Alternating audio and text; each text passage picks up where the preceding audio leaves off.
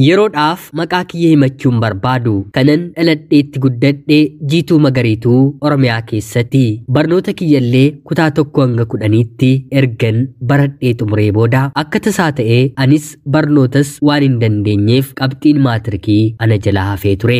Silaas otoo naaf dhufeera ta'ee fedhii darbee barachuu hin qabu. Maatii kiyya waliin walitti na buusa ture. Qormaata kutaa 10ffaa maatirikii yeroon qorame haala ittiin deebisaan ture nan yaadadha. Fakkeenyaaf barnoota herregaa yeroon guutu deebii qormaataa guutuusaa A godheen guute. Barnoota Ingiliffaa gaafan guutu deebii gaaffii hundaa daa jedheen guute. Kana kan hin godheef qabxiin maatirikii akkana jalaa hafuufi sababiin isaa immoo maatiin koo baradhu waan naan jedhaniif ani sanaan booddee barachuun barbaadu. Maatii kiyya keessaas namni tokkollee kutaa 10 darbee barateeru hin jiru. Abbaan koo nama baay'ee abshaaladha. Obboloonni koo dubartootaa kutaa 7 kutaa 8 akkuma gahaniin booddee maqaa gara biraa natti fiddee dhufuu isheerra jedhee dafee bakka gaarii jedhee ofiif amanetti fedhii obboloota koon ala ni heerumsiisa. Obboloota dubartootaa 3 qaba. 3 isaaniiyyuu haala kanaan heerumanii. Maatiin keenyi maatii babbareedoo araba fakkaatanidha yoo jedhe jajumsa natti hin ta'u. Akkoo kilee yookiin immoo akkoon haadha kiyyaa abbaan manaa ishee dureessa waan tureef mootummaa keessatti illee ga'ee waan qabuuf carraa fardeeniin biyya arabaa deemee deebi'uu argatee ture. Jalqaba abbaa manaa isheetu ofii deemee booddee irratti garuu si'inis si fudheen deema jechuun si'a lammaffaaf akkoo kilee keenya gara Makkaatti fudhatee ofii achumatti yeroo boqotu akkoo kileen kiyya immoo achuma biyya arabaatti ulfooftee waggoota muraasa erga jiraattee booda daa'ima deesse fidattee gara biyya isheetti deebite. Daa'imni akkoo kileen keenyi fidattee dhufte abbaa haadha keenyaadha. Hiddi sanaan wal qabate maka bifa habashummaallee of keessatti otoo hin dabaliin haga ammaatti harki caalaan adii bifa arabaa yookiin immoo rifeensa luuccaa fuula ifaa fi ija gurguddaadhaan kan dhalannu taane. Obboloonni koo dubartoota 3 fi anaa fi obboleessi koo bifa kana qabna. Obboleessi kiyya na hangafa. Anaaf isa gidduu dubartii tokkotu jira. Anaan booddee immoo dubartoota 2tu dhalateera. Abbaan haadha kiyyaa hanga lubbuunsaa addunyaa kanarraatii dabartutti gargaarsi biyya arabaatii ni taasifamaa fi innis yeroo garaagaraatti biyya maatiisaa yookiin immoo abbaasaa deemee ilaaleera. Akka odeeffannoo seenaa maatii keenyaan dhagahetti isaanis isa argachuuf gara biyya Itoophiyaa si'a hedduu dhufanii haa ta'uutii garuu daandii wallaalanii akka deebi'an nutti ni himama. Booddee ofii yeroo inni jabaatu ummata islaamaa gara Makkaatti waggaa waggaadhaan godaananii waliin konkolaataa fardeenii qabatee gammoojjii Yemen qaxxaamuruun Makkaa deemee maatii isaa argateera. Kanaan isaanis haganni du'uti gargaarsa gochaafii turanii. Maarreegaa babbareedummaadhaan araboota fakkaanna yoon jedhe of jajumsa natti hin ta'u mitiire hidda arabummaa of keessaa qabna. Kanaaf maatiin keenyi guutuun babbareedoodha. Hidda keenyatti sanyiin makame immoo hidda bifa gurraachaa otoo hin taane bifa adii qabatee dhalata. Haga tokko qofa arabarraa adda ta'uun keenyi ni beekama. Haa ta'utii garuu waa gaarii uffannaan nuti koppiima warra arabaa maatiidhaan fakkaanna. Bifti kun akka hin banneefis ergamni maatii keenyarraa jiru inni dhiiraa dubartii baay'ee diimtuu taateetti isheen dubartii immoo dhiira baay'ee diimaa ta'etti malee akka heerumnu yookiin immoo fuunu nuuf hin eeyyamamu. Nutis bifa gurraachummaa kana haga xiqqoo jibbinsa waan qabnuuf gaafa gaa'elaaf yaannu halluu filannaa. Diimtuu adii yoo taate malee haasoofillee keessi keenyi hin affeeru. Maarree barnoota kiyya kutaa 8 yeroon baradhudha.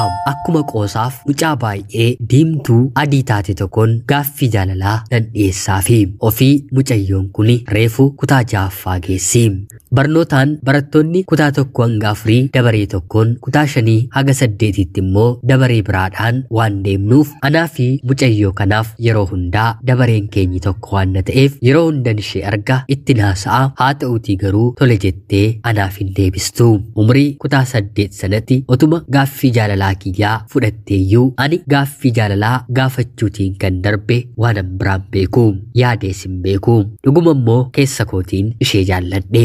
Yeroon ishee bira gahee haasoo jalqabu dubbii jaalalaa dhiisiitii calluma jedhii deemii ani dubbii akkanaa yeroo nattaasotu nan si jibbaa akkanumaan garuu yoo na waliin deemte natti tolaa jetteedhaaf deebisti. Anis dubbii jaalalaa ittiin kaasu hiriyoota ishee waliin haasofsiisaa waliin hin imalaa. Haa ta'uutii garuu darbanii hiriyoonni ishee immoo anaatiin barbaadu. Xalayaa jaalalaallee hinnaaf barreessu. Galgala anaa fi obboloonni koo xalayaawwan namarraa ergamanis ta'e nuti barreessine maatii keenya dhokannee waliin dubbisnaa. Namaafis xalayaa barreessinaa. Bilisaan otoo hin taane maallaqa xiqqoo fudhannee jechuudha. Sababiin isaa immoo xalayaa jaalalaa barreessuun nutti ulfaatu.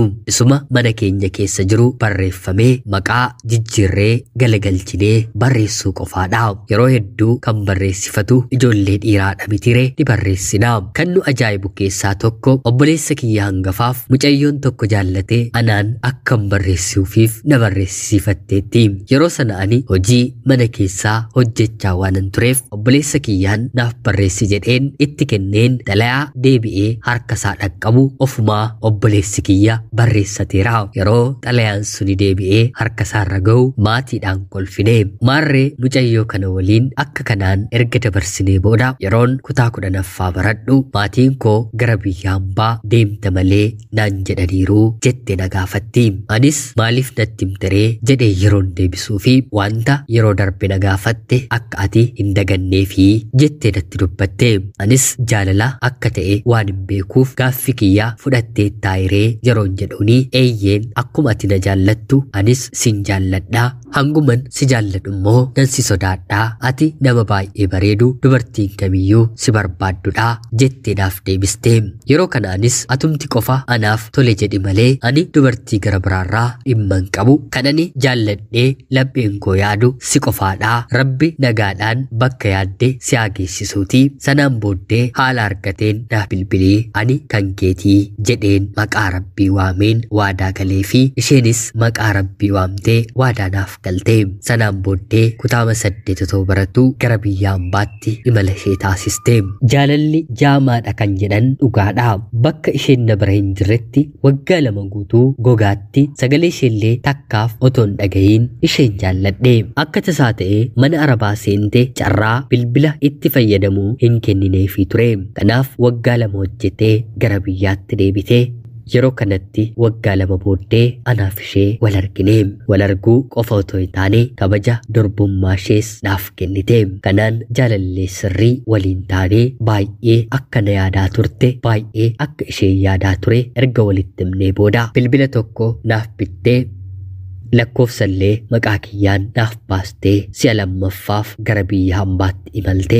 Ani qabxiin maatirikii erga na jalaa hafee booda deemeen konkolaachisummaa baradheen konkolaataa kafraata kan ta'e Siinootiraak kan jedhamu dhaabbata konistiraakshanii warra Chaayinaaf kontiraataan kan hojjetu qacarameen hojjechuuf hin eegalee kan firaadha waan na ta'eef sirriitti konkolaataa isaan qabaa fi haa ta'uutii garuu ni balleessa jedhamee abbaan koo waan itti himeef maallaqni anaaf kennamu guyyaadhaan kan guyyaaf naga'u qofaadha. Nyaataaf dhugaatiif jechaadha.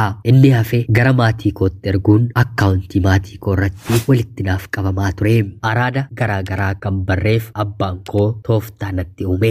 Kanaan otoo jennu obboleessi kiyya hangafaa jaalallee biyya arabaatii qabatee koottu as jettee waan hunduma baasii guutuu dandeessee ofitti fudhati. Innis gara biyya arabaa erga dhufee booda jaalallee keefillee salphaadhaa ofitti na fudhadhu jedhii maallaqni asitti hojjetan gara biyyaatti yeroo jijjiiramu baay'ee ta'a jedhee na gorsee. Anis yeroo sanarraatii kaasee jaalallee kootiin maaliif ofitti na fudhattee anis akka obboleessa kiyyaa dhufeen hin hojjedhu jedheen gaafadheeni. Akka tasaa ta'ee obboleessa kiyya waliin biyyuma tokko magaala tokko keessa jiraatu. Isheenis haala isaa gaafatee yeroo baay'ee toon fudhatiin piroosesiidhaaf jalqabdi. Rabbi na gargaaree naaf milkaa'ee hojii konkolaachisummaa kana dhiiseen gara biyya hambaa Dubaayitti imala koon taasise. Hojiin biyya ambaatti haa argamus haa dhibus haa ta'utii garuu karaa kamiiniyyuu hojii kamuu biyya keessatti hojjetan hin caalaa. Maallaqichatu gaafa jijjiiramu humna qabaa.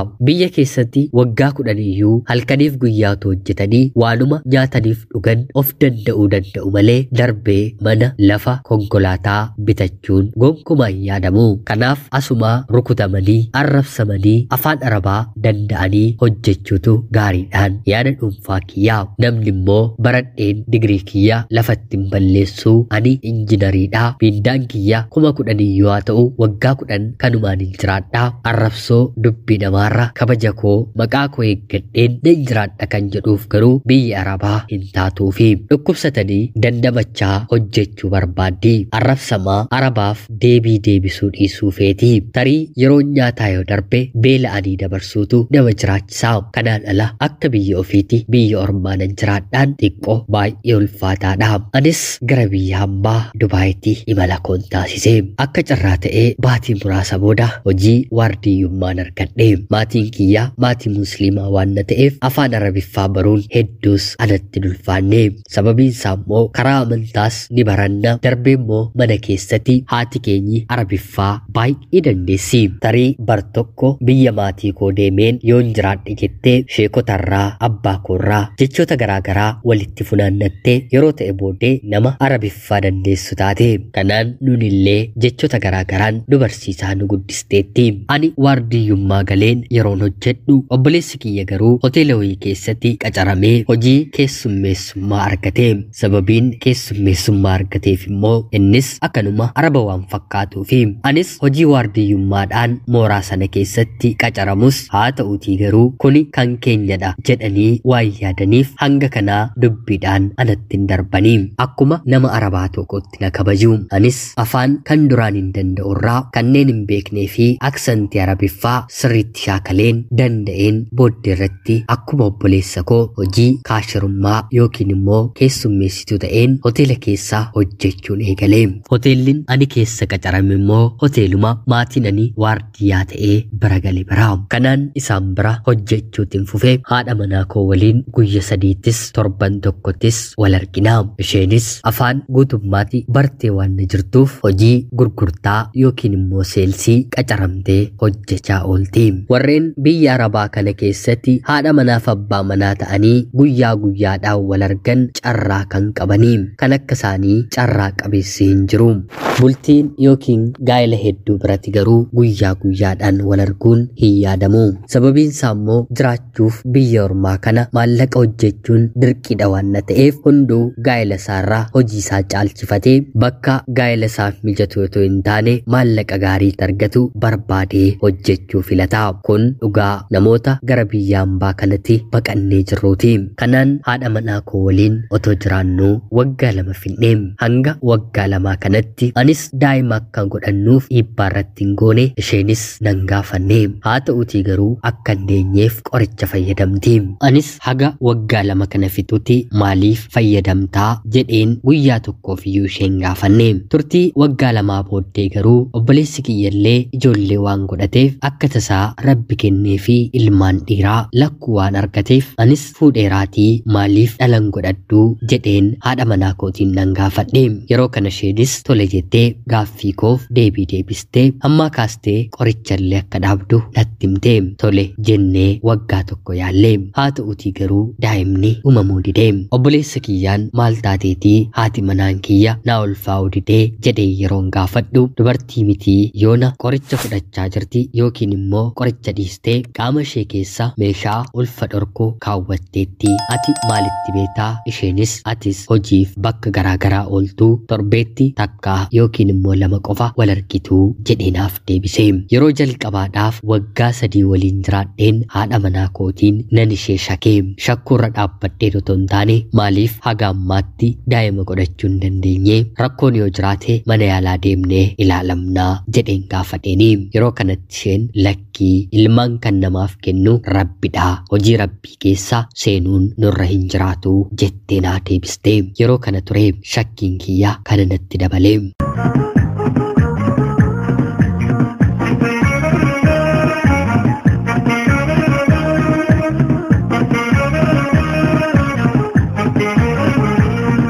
haadha manaa kiyyaan maaliif akkana yaaddee ani rabbi daa'ima akka namaaf kennuuf dhiisu wallaaleenii hojii isaa keessa seenuu fedheenii haa ta'utii garuu nama waan na taaneef rakkoon fayyaa yoo nurra jiraate ganamaan beeknee gara furmaataatti haa deemnuu fi jedheen deebiseefi yeroo kana isheen yoo barbaadde ofii deemii ilaali malee ani rakkoon qabu jetteedhaaf deebiste. Kanarratti ofumayyuu deemee shakkeen mana yaalaa deemeen of ilaalchise. Sababiin isaa otoo hin beekinis beekanis dubartoonni jechoonni tokko tokko namatti darbatan qalbii dhiiraa madaaluu dhalchuu hin danda'uuti moo jedheen of shakkee. Kanaan obboleessa kootti waan ta'e waan naaf deebiste itti hime. Innis ammas deebisuun haati manaan kee tarii dhiira gara biraa kan abdattu siin ol hojii kan qabu kan barbaaddu ni jiraa laataa jedhee na gaafate. Anis maaliif akkana naan jettaa kana dura kanati jetteetti lafa gogaan ishee shakkee amma immoo kanaan akkan shakku barbaaddeetii jedheen deebiseefi. Kanaan obboleessi kiyya akkana naan jedhee kanati jirtu biyya Arabaa keessaa guyyaa 3 guyyaa 4 yeroo irraa adda baatu haati manaan kee maal gootee eenyu waliin turtee eenyu waliin bultee akka dhuftu beekuu goggubaa hin dandeessu. Isheen illee akkanumaa sirraa shakkii qabaachuu ni dandeessi.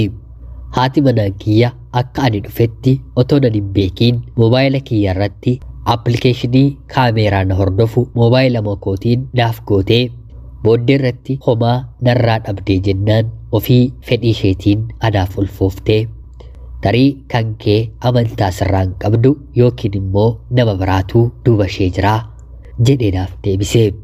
Anis tole waan akkanaa ni jira taanaan moobaayila kiyya irratti kaameeraa ishee to'achuu danda'u naaf kaa'ii haalatti guutan natti argisiisii jedheen gaafadheeni. Toora onlaayinii irraa appilikeeshinii tokko torbee tokko qofaaf kan to'atu $7 bitee moobaayila koorra naaf godhee kan ishee irrattis akka ittiin buusu natti argisiisee kan ishee irratti hidheen gara hojii deemne.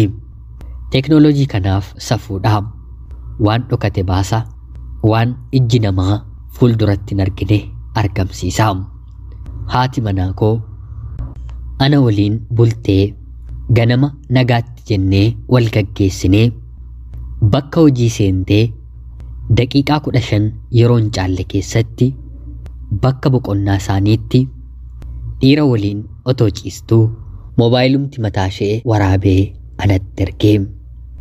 Yeroo sana hojii hojjechuun dadhabee na dhukkubeera jedheen manaa baheen sa'a 4 booddee gara manaatti deebi'ee. Appilikeeshiniin sun waan isheen hojjettu waan isheen gootu sekendiidhaan natti erguu jalqabee. Ana biratti akkaawuntiin sooshaal miidiyaa fayyadamtu gara biraadha. Yeroo na biraa deemtu akkaawuntiin sooshaal miidiyaa fayyadamtu gara biraadha. Kabiraallee miti turtii torbee tokko guutuu ani hin bilbillee fi isheen galgala yeroo rafuuf jettu anaaf bilbilti. Sanuu yookiin mana fincaanii yookiin immoo bakka namni hin jirre dhaabbatteeti. Kana qofaa miti obboleessa kiyyallee bilbiltee karaa jaalalaatti fidachuu barbaaddi. Yoom wal argina bakka hojii koo hin dhuftuu nan ilaaltuu fi jechoonni akkanaa keessa jiru. Torbee tokko booddee bor nan dhufaa yeroo naan jettu lakki anaaf eeyyamni hin kennamne hin dhufiinii jedheen deebiseefi. Obboleessa kiyyatti waan ta'e hunda ittiin argisiise. Dubartii kana waliin har'aa kaastee jiraannaan jireenyi kee ammaa badeera kan borii balleessitaa jedheenaaf deebise. Anis guyyaa muraasa booda sammuu koo ergan tasgabbeessee booda haadha manaa kiyyaan koottuun jedheeni.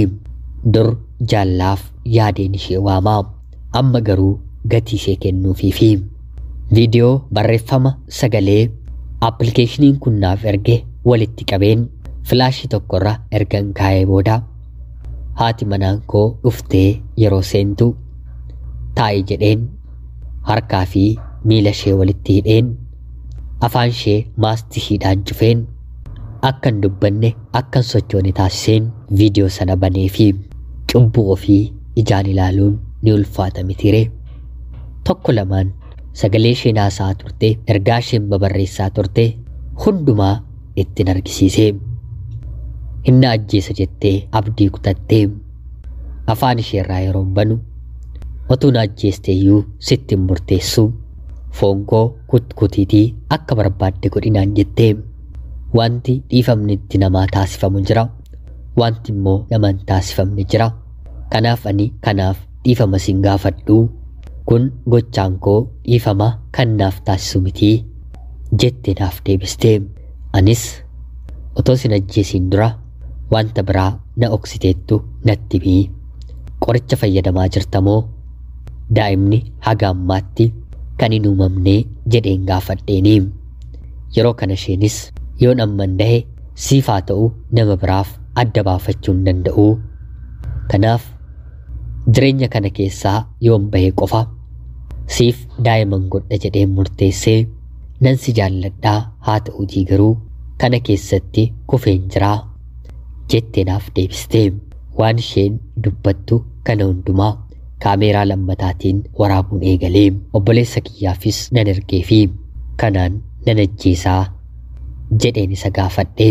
Yeroo kana obboleessi kiyya hangafti maal si dhibee jennaan intala namaa ajjeestee Rabbi birattis gaafatamaa, biyya kanattis hidhamtee umurii kee hafee balleessitaa. Kan balleesse ishee waan ta'eef ati kabraa dabaltee miidhamuun qabdu. Hanga lubbuun ishee ba'uu gahutti reebii, udaan ishee nyaachisiitii, waraqata isheerraa fuudhiitii gadhiisii, gatii ishee argattee maraatee gaafa deebitu kennitaafii jedheen ati dubbate. Kanaan anis mana tokko keessatti torbee tokko nyaata otoo ittiin kenniin waan dhugdu fincaan of jalatti fincooftu deebisee obaasaa, nyaata waan deebistee hagdu deebisee nyaachisaa, reebaa, tumaa, afaaniif funyaaniin dhiiga baasiseen ergan ishee adabee booda waraqata ishees harkaa fuudhuu baadheen balbala mana yaalaa ishee geesseen gara hojii kootiin deebi'ee. Biyya Arabaa kana keessatti dubartiin hedduutu na barbaada, na waliin ciisuu miti na waliin ooluu kan fedhan lakkoofsan qabanii. Waanuman afaan Oromiffaa danda'uuf Araba afaan Oromoon danda'u isaanitti fakkaata.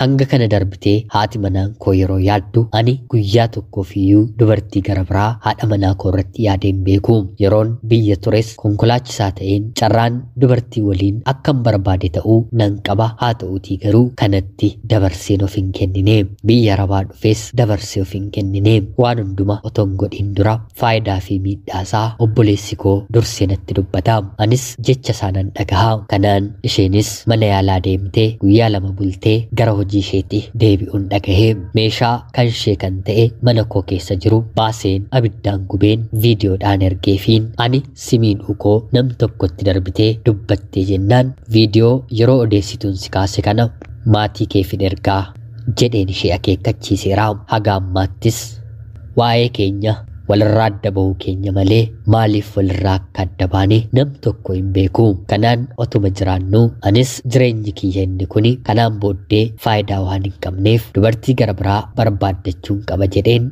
reefuma gara biyya Arabaa kan dhufte mana namaa kan hojjettu biyya yeroon jiru kan hin beeku dubartii biyya koo haasofsiisuun jalqabe. Naannoo baatii 4 erga haasofsiisee boodas haati manaan kiyya kuni baay'ee akka dhukkubsattee fi mana dhukkubsatteeti namni gargaaruunii akka hin jirre reyoonni kiyya bilbilanii nattaasa'anii. Namni yoo dhukkubsate du'ullee ni danda'a mitiire du'a ishee dhaga'uurra immoo deemeen haga humna koo gargaaruuniin qaba jedheen bakka isheen jirtu deemeen gargaariinii. Baay'ee ishee dhukube naannoo baatii 2 ni duuti sadarkaa jedhurra gaheen har'a bor reeffa ishee gara biyyaatti ergina jedhee obboleessa koo waliin du'a ishee too yaannu hojii rabbiif safuudhaatii guyyaa Jumaa tokko gara masjidaa deemeen yaa Rabbii mucayyoon kun cubbuu kiyyatu qabee akkana ishee dhukkubsachiisaa jira yoo ta'e ani haafu jedheen tufeeraatii fi atis haafu jedhii cubbuu ishee dhiisii fi kanaan booddee isheettiin qabamuu balleessaa isheef dhiiseeraa fi jireenya koo kaleessaa namiiteetti jedheen hin dubbatadhu qofaattis sittin boo'uu waa'ee ishee fi yoommoo dhukkubni ishee ana waliin walin argatu yoo ta'e ati akka garaa kee godhii ana waliin kan qabatu taanaan garuu dhiisii fi ani dhiisee fiira jedheen salaata booddee boo'een fuula rabbiitti imimmaan koo dhangalaasee gaafan gara manaatti deebi'u sireerraa buutee mana keessa sosocho'aa jirti. Yaa Rabbii galata kee alhamdulillaan jedhee waantan kadhadhes isheetti hin dubanne akkamitti kaate yeroon jedhuun anoon beeku. Azaaniin erga bahee booda dhaqni koo wal gagadhiisu jalqabee otuman sodaadhu bakkan ciisuutti sosocho'uun jalqabe. Sanaan booddee mee ol ka'uu danda'a jedheen yeroon ol jedhu ol hin ka'ee deemuu danda'a jedheen yeroon miila kiyya lafaan ejjedhu nan ejjedhee homaa natti hin ulfaanne jettee naaf deebiste. Anis waan ta'e isheetti himee amma fayyeera reeffa kiyyaatu gara biyyaatti hin gala jedhee yaadaan ture. Otuu dhibeen kun natti hin deebi'iin gara biyya kootti galeen maatii koo ija isaaniin argaa jettee na gaafate. Maallaqas hin qabdu ture tikkeettii kuteefiin gara biyyaatti ergee. Sanaan biyya erga geessee naafoo dhiisteettaa naaf tufteettaa rabbisoo dhiifama na harkaa fudhateeraa na fayyisteettaa gara lubbuu kootti na deebisteettaa maaloo ammas naaf dhiisiitii gaa'ela keenya duraati walitti deebina haadha manaa otoo hin taane garbittii ta'een si waliin jiraadhaa jettee yeroo ammaa kana na kadhachaa jirti. Har'a dubartii gara biraa haasofsiisuu ergan jalqabee baatii 7 fixeeraa. Dubartiin lammataa haasofsiisaa jiru akkanani ishee dhiiseeti beekti. Haati manaa kiyya ka jalqabaa kuni garuu haadha manaa qayyuu fuudhii si waliin nan jiraadhaa sababa keetti lubbuun koo lafa kanarraa waan hafteef umrii koo hafte kanammoo siitiin hin tajaajilaa jettee waan garaa namaa laaffisu jecha garaa namatti jabaachuun natti ulfaachisu natti darbattee na eegaa jirti. Toles himbiis hin jenneeni waan hundumaa obboleessa kiyyaan gaafadha inni ittiin deebi'iin jedhee jala muree natti hime. Ani garuu waan ta'e ija kootiin waan hin argeef yaada obboleessa koo guutummaa guutuutti fudhachuu hin dandeenye. Obboleessi kiyya ijoollee 3 godhateera. Garaagarummaa waggaa tokko hin caalleen fuune. Ani garuu ilmaan isin horanne qabeenyallee biyyaan godhanne. Obboleessi koo biyyaallee naannoo magaalaa Burraayyuutti mana ijaarratee qaba. Anaaf garuu haga ammaatti gaa'elarree naaf mijachuu dideera. Obboloonni koo quxisuun illee akkanuma gaa'elatti seenanii ilmaan horataniiru. Anaaf garuu tabbanatti ta'e. Amma garuu wantoota kanneen lamaan keessaa tokko filachuun dirqama waan natti ta'eef gaa'ela lama dhaabuun immoo ammattanaaf ulfaataa waan na ta'eef haadha manaa koo duraatti deebi'uu fi jaalallee koo haaraa kana fuudhuun bitaa natti galeera. Mee kana godhinaan jedhaatii yaada dhuunfaa keessanii naaf qoodaa. Ana obboleessa keessan biyya hambaarraati. Ulfaadhaa nagaatii galatoomaa.